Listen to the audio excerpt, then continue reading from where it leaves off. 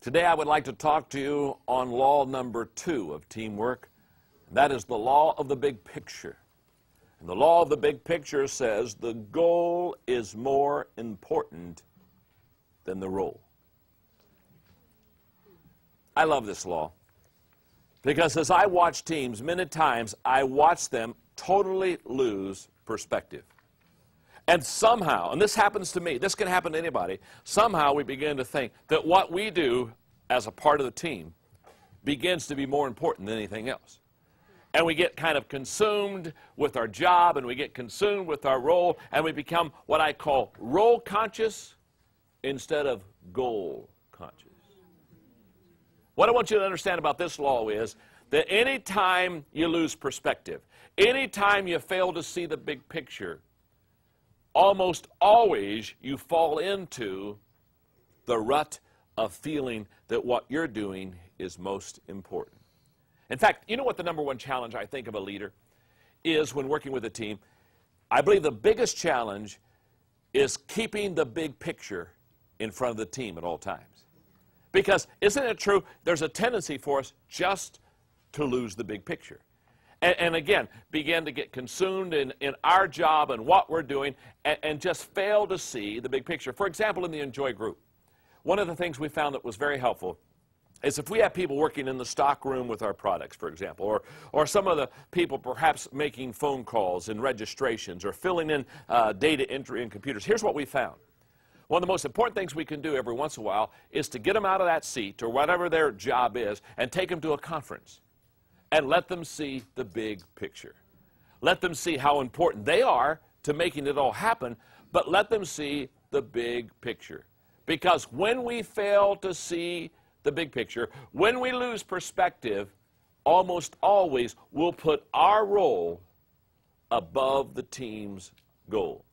Let me give you, I love this piece. This is one of the funniest pieces on perspective that I've ever read, and it's a wonderful story. So let me just read it to you, okay? This is a story of a girl in college who's in a little trouble, and so she's writing to her mother at home. Okay, dear Mom, since I've been away at college one full semester, I think it's time to bring you up to date as to what is going on. Shortly after I arrived at college, I got bored with dormitory life, and I stole $10 out of my roommate's purse. With the money, I rented a Honda bike and crashed it into the telephone pole a few blocks from the college. I broke my leg, but was rescued by a young doctor who lives upstairs from the apartment house on the corner. He took me in, nursed me back to good health, set my leg, and thanks to him, I'm up and around again. We wanted to let you know that we're going to be married as soon as possible, since we're having some trouble on the blood test because there's a disease that keeps showing up. We do hope, however, that we will be married before the baby arrives, and we will be home shortly thereafter to live with you and Dad. I know you will love the baby as much as you have me, even though it will be of a different religion. Please try to understand the reason we are having to come home and stay with you and Dad is because my doctor friend wants out of medical school because of all the attention he was giving to me and my condition. Really, Mom, I didn't steal $10 from my roommate's purse, or rent a Honda bike, or hit a telephone pole, or break my leg. I did not meet a young doctor of a different religion, nor are we going to be married. There is no disease or test or baby to worry about. And I won't be home to live with you and Dad, and he won't be either. Mom, I am getting a D in geometry. And I'm getting an F in geology.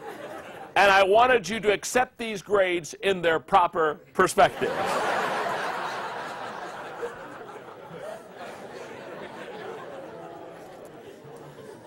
I love that story because it's a story of keeping things in proper perspective. As a leader working with your team, you've got to keep the big picture. They have to constantly see perspective, or they will begin to think their role is more important than the team goal. So in your notes, my role as a team member must always submit to the goal of the team. classic illustration. It's just a recent one. It's a sports one, but it'll work.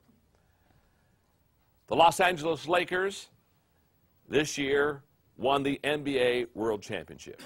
They have two great players, Kobe and Shaq. Now, these two players probably, arguably, are the two best players in the NBA. But throughout the season, much of the year, they didn't win. They weren't very successful. Well, they had a little bit of a winning record, but everybody knew they weren't reaching their potential. You know why? Because Shaq and Kobe were arguing over their role on the team. They were arguing who the star was and who was the player that really made it happen. Now, as they got close to the playoffs, they settled their differences. They put them aside, and they began to play team ball. And all of a sudden, they went on a winning streak that broke a playoff record. Why? I can tell you what happened. What happened was these two highly individually gifted, talented ball players understood that their role was not as important as the goal of winning a championship. I promise you, if they would have not become servants in their role and submitted their role to the goal, they would have not won the world title. You see, when it comes to leading, this is very important. If you are a person that thinks that you lead by position, and I run into people like this all the time, they say, well, you know, I'm the president of the company. Well, it's my title. It's my job. And if you're a position kind of a leader, let me say something to you. You're going to always be into the role. And you're always going to be saying, well, now, you follow me because you're under me, and here's where I am, and here's where you are on the pole. And you will always be putting your role up ahead of the goal. And this is not what you want to do. Here's what I want you to understand. Great leaders often submit their role as a leader in a servant's way to someone else to facilitate and add value to the team. It's what I call sometimes, I call this the myth of the head table. There's a myth that says basically if you sit at a head table, if I happen to be the leader of this organization, this company, and this is my head table chair, you know, it's kind of the end of the table, whatever, it kind of means that I'm always leading. Here's what I want you to understand. There's no such thing as a head table where the leader always leads. We've already shared that in the 21 irrefutable laws of leadership, not everybody does all 21 laws well, so therefore what that means is there are many times when I submit my role as the designated leader to someone else because they're going to do a better job than I am. And I must understand it's the goal of the team that's more important than my role as a leader. So in your notes, here's the way this works. A servant leader, and I think this is the best way to describe what I'm trying to teach in law number 2. A servant leader serves the mission and leads by serving those on the mission with him. That is so good. Let's talk about it for a moment. Because I have a goal in the law of the big picture, and that is by the time you're done understanding this teamwork law, my goal is every person who has a role, whether it's a big role or a small role, every person understands that you always submit your role to the benefit of the team. Now, here's a classic illustration, gang. Recently, I spent some time in London. It's one of my favorite cities because my wife, Margaret, and I both love history. And when you go to London, and if you go to London, one of the things you really want to do, because I love history and because I love leadership, one of the people I love to read after and study is Winston Churchill. What an incredible leader he was. I mean, that man, I believe, all of Europe owes their democracy and freedom to Winston Churchill. And he stood up to the Germans, he stood up to Hitler, he stood up and against odds, determined that England would not be taken by the Nazis. Now, when you go to London, there's a place in London where during the war, Winston Churchill met with his war, what he called his war cabinet, underneath a major building. It's in a bunker. Now here's what I want you to, when you go, you've got to see this. In fact, it just inspires me every time I see it. When the war came on, World War II, and England realized that they were in major difficulties and they had major challenges, Winston Churchill went under this major building. It was all bunkered with steel and with concrete for their protection. And he said, I must put with me on my team in this bunker for the next several years, and for this one I think it was about 5 years, he said, I must bring the best team members with me. So here's what he did. He chose 7 other men that were the greatest minds of England to go under the bunker and live with him and stay with him until he could help England come to victory. Now, here's what I want you to understand. He didn't choose his best friends. Some of the people that he put on his cabinet war room team were political enemies. But he said, this is not a time for politics. This is not a time for Democrat and Republican. This is not a time for pettiness and division and politics. He said, I've got to get the best minds in this war room because we've got to bring England together. Here's a man who understood the goal is more important than the role. In fact, what's interesting is one of the men who was on his cabinet war room team, one of the men, as soon as the war was over, defeated him and became the next prime minister. In other words, he worked right alongside a person who would take his job after the war was over. But it was okay with Winston Churchill because he understood that the goal is more important than the role. Now, what I'm saying to you is, as you go out and work with your team, for example, if this is my team right here, if this is my team, what I have to understand is, what's your name? Missy. Okay, Missy, what's your name? Fran. Fran? Chris. Okay, if I've got Missy, Fran, and Chris, and they're all on my team, and I'm doing the 21 Airfield Ball as a leadership, maybe Fran is better at the law of navigation than me. So when I come to the law of navigation, when we have to navigate something, we have to go from point A to point B to point C to point D. Now, when that happens, gang, here's what I do. Do I have the role of the leader? Of course. I'm maybe the owner of the company. Maybe I'm, quote, the boss. I'm the founder. I don't know who I am, but I'm the head hoopah, okay? But when it comes to navigation, if from a 1 to a 10, I'm a 3, but Fran is a 9, what that means is I give up my role as a leader. And I say, Fran, and I tell the rest of the team, Fran will be leading us. And Fran's going to navigate, and I give the leadership baton to her, and you know what I do? I serve Fran, I follow Fran, I take her directions. Why? Because the goal is more important than the role. Can I tell you something? Many teams suffer indefinitely sometimes because the leader doesn't understand this law. We serve one another. We give and we take. For example, in the Enjoy group, I have a fellow by the name of John Hall who excels in relationships. He's the best relationship guy on my whole Enjoy group team. He's the president of Equip.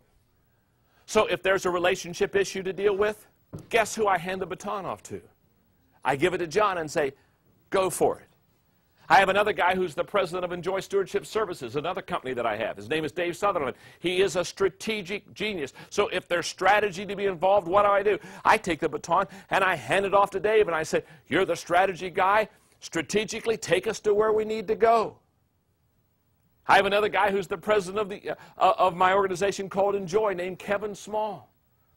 Kevin is major in looking for opportunities. So when I need an opportunity, when we need to expand, when we need to grow, when we need to flex our muscles, when we need to do a new thing, what do? I take my baton and I say, Kevin, here's the baton. You take it. You're the leader. Tell me what I need to do. I'm following. I'm on your team. Let me support you. How can I serve you? I have a wonderful lady who's been my assistant now for many years named Linda Eggers. She handles all the details of my life. So therefore, when there are details to be handled and arrangements to be made and appointments to be set, what do? I say, Linda, you're the leader. Tell me where to go. And she says, go. Tell me how long to stay. Call me when I should come back. You know, send me a map. You know what I'm saying? She does it all. Why? Why? Because she's better at that than I am. My brother, who excels and has been for many years a successful businessman. When it comes to a business plan, when it comes to somebody to give me strategic advice on the business, I bring Larry into the room and I say, okay, Larry, help me out. How would you do this? And because of his experience and because of his success in business, he says, John, here's the business plan. And he maps it out for me. Why? Because he's better at it than I am. When it comes to consulting people, especially pastors, I've got a guy named Dan Ryan on my team who has for years consulted them. And so when a pastor says, what should I do about this? I say, hey, Dan, here's the baton. Now, here's what I'm saying. It's very important for you as a leader to know all the strengths of your people. It's very important for you to know their temperament. It's very important for you to know their gifts. It's very important for you to know their abilities. And then it's very important for you to utilize them effectively. And you utilize them effectively by passing the baton off them and saying, not saying, well, I'm the leader, so therefore I should always lead. Hello. That's like saying, I'm the leader and I have all the answers. Can I tell you something? I don't want to be on your team. This would not be a very fun team. So in your notes, the law of the big picture basically says successful teams look up at the big picture. That's the first thing they do. Then they size up their situation. Then they line up the needed resources. Then they call up the right team members. Then they give up their personal agenda. And then they step up to the next level. And I love the teamwork thought in your notes. When you see the big picture correctly, you will serve the team more quickly. And then there's always a question in each one of these laws. And here's the question for the big picture. Do I place the team above myself? It's a great question. It's a teamwork question.